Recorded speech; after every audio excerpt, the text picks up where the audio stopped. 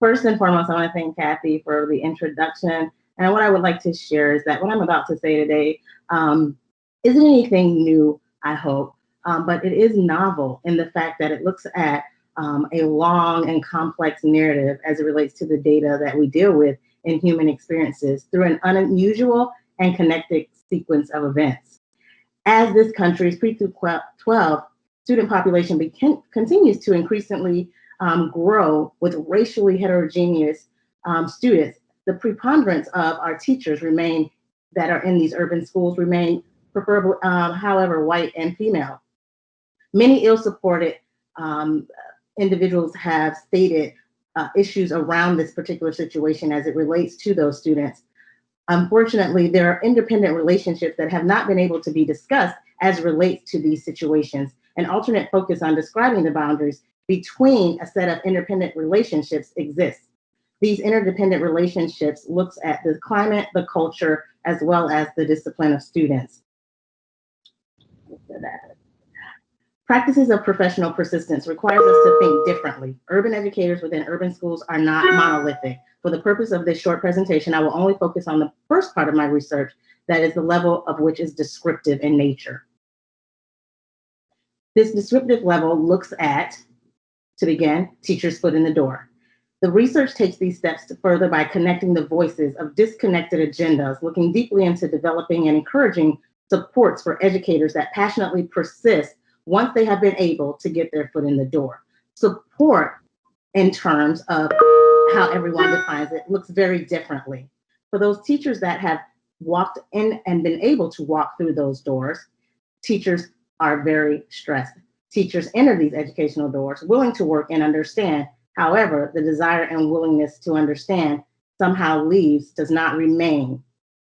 For the few teachers that do remain are known as our passionate persisters. Our passionate persisters are able to deal with the stressors that are placed upon them through each day and every day throughout these challenging environments. The capacity to shift these perspectives related to urban education environments and behaviors are based on a few commonalities. The first commonality and most prevalent commonality is intercultural dependency. Those teachers that are not able to deal with those students are competent to transfer because they are not able to deal with the intercultural development of the students, the school, and the environment. Competent to transfer teachers are those teachers that have been rated either effective or highly effective and are able to leave our school environment. Teachers that are free to flee are those teachers that leave those environments due to a sense of urgency to mitigate those stressors and factors relating to persistence.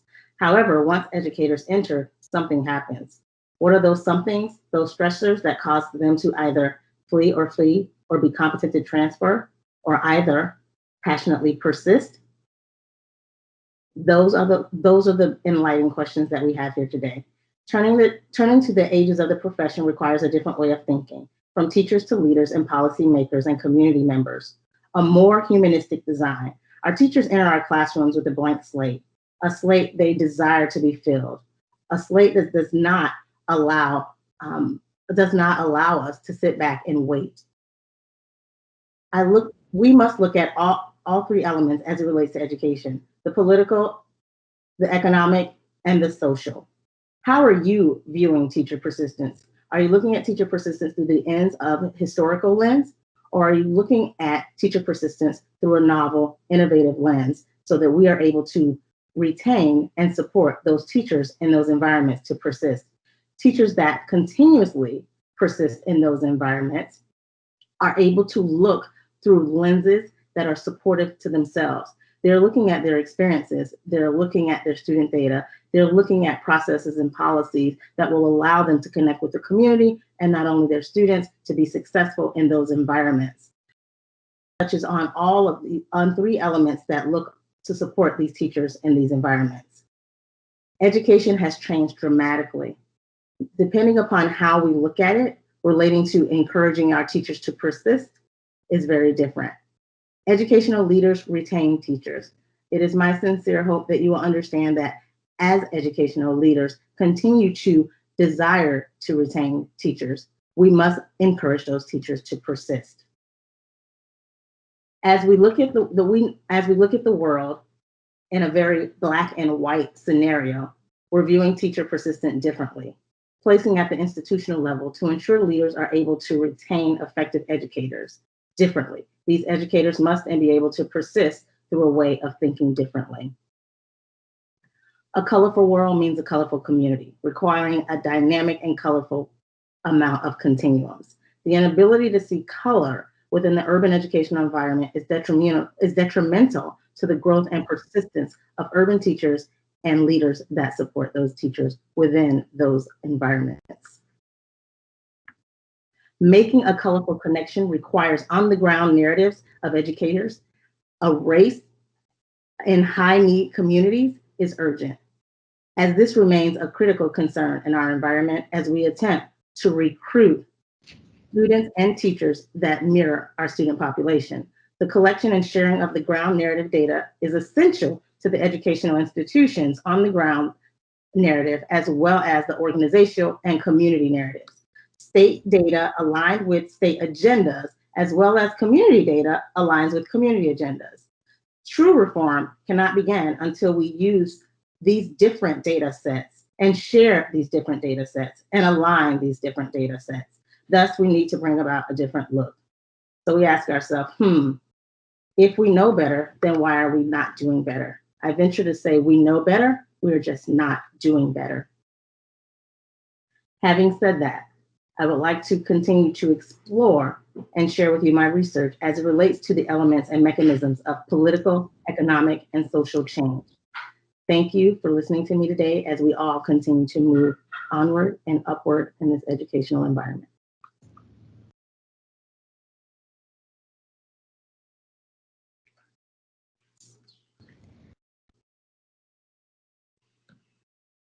All right.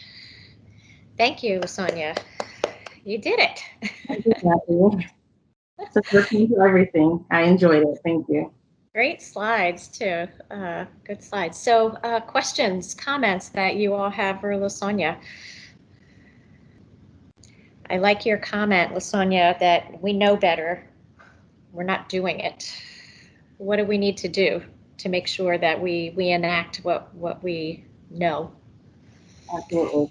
I would venture, as my research has shown, as we began to look at the data sets, not only just documented state data, but also look at those increasingly valuable community narratives, the data that's qualitative in a sense, and connect those to the elements of political, economic, and social designs. So what is it that we are actually doing? How are we actually looking at those different data sources and connecting them to support our teachers to persist in those challenging schools?